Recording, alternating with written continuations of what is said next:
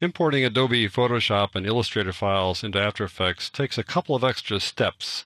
And because you will likely work with Photoshop and probably work with Illustrator files, it's a good idea to get a sense of how this all works. So before we go to After Effects, let me just show you a couple of files inside Illustrator and Photoshop. We'll start off with Photoshop.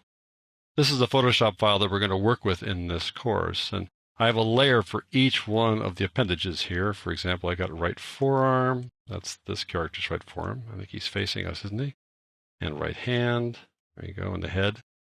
So when I bring this in After Effects, I want to retain all these layers so that I can animate them individually. It'd be kind of foolish to go to all the trouble to create all these separate layers and then bring this guy in as one image and then try to animate it. So much easier to animate it with all these individual parts here. So that's what we can do when we import this into After Effects. One little tip. When you're creating something like this in Photoshop, it's really good to name all the layers really distinctively. So instead of saying layer 1, layer 2, layer 3, something like that, really give them a name so when you bring them in After Effects, you'll retain those names and be able to figure out what it is you're working on. All right, that's a fairly straightforward process for Photoshop. Let's take a look at Illustrator. Illustrator is a little more complicated. Typically, when people make something like this, they make one layer and then they have all kinds of groups inside the layer. And so when you bring that into After Effects, that one layer will be all that comes in. It doesn't separate out the groups. So if you want to have individual layers to work on in After Effects, which you probably do, then you need to change all those groups into layers. And the way you do that typically is you select one layer that has all those groups, then you go to this little flyout menu here, and you say Release to Layers Sequence. And that'll separate all the layers so you can then work with them individually inside After Effects. If you choose Build, it sort of has this little building process where it starts with a bottom layer and then builds on top of that and builds on top of that. So you probably don't want to use that. You probably want to use this sequence side of things.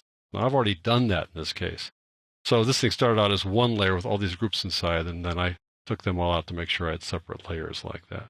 But if you are working with Illustrator files, then you do want to check them out and make sure that you've got the Release to Layers selected, or you've separated them out into layers.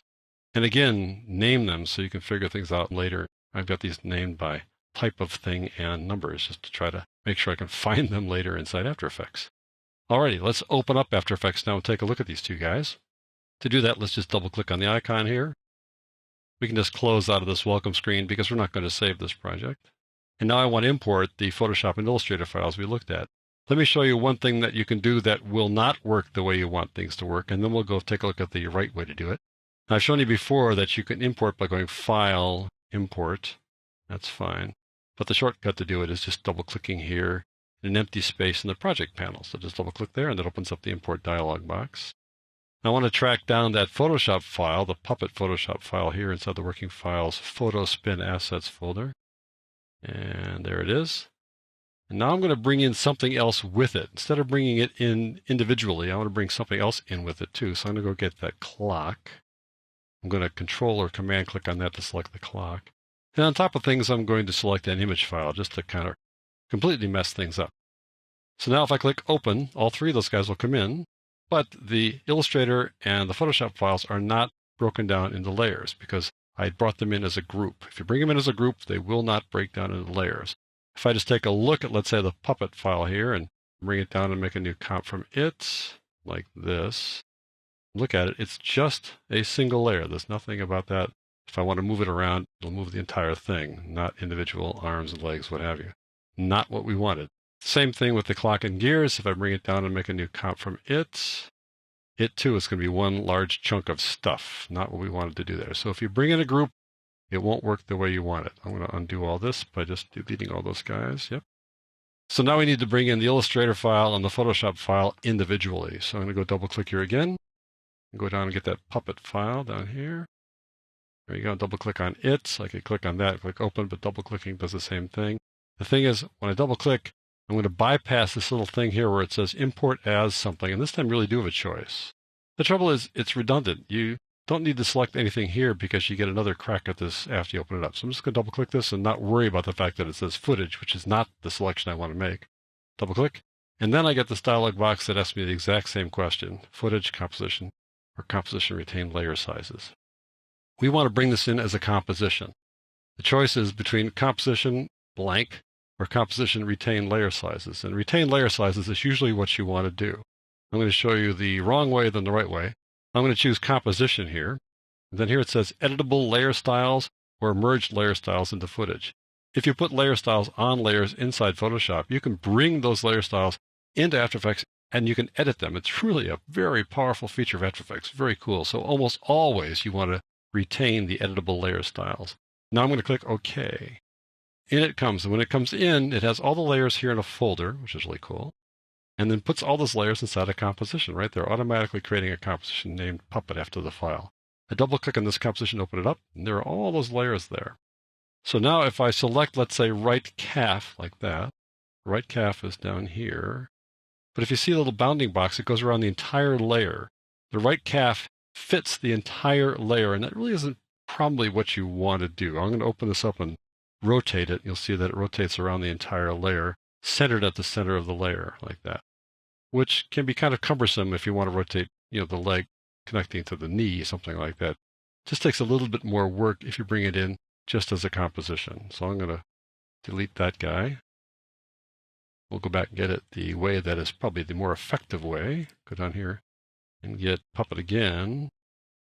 This time I'm going to say, instead of composition, I want to retain the layer sizes like that. And we'll keep it editable layer styles, although there were no layer styles in this case, but that would be the normal thing.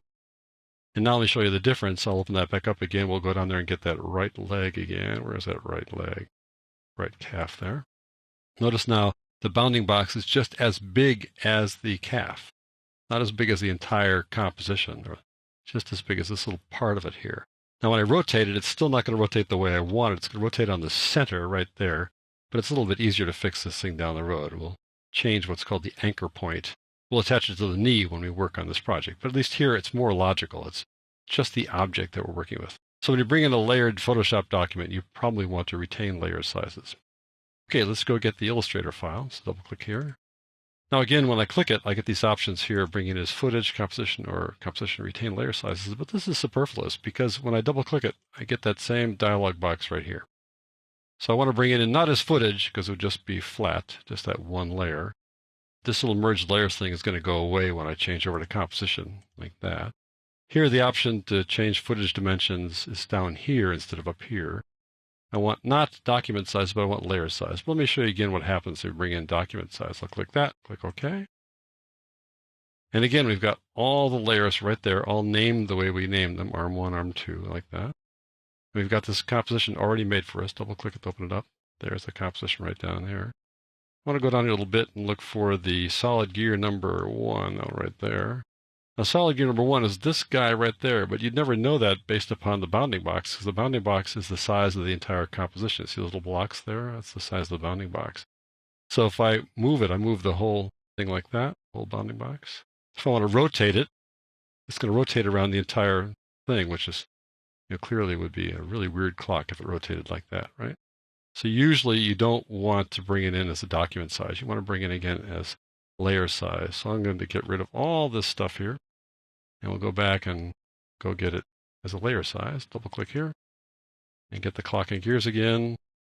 Instead of document size, we're going to have it be layer size and click OK. We'll open this composition up again. Go down to that solid gear number 1 right there.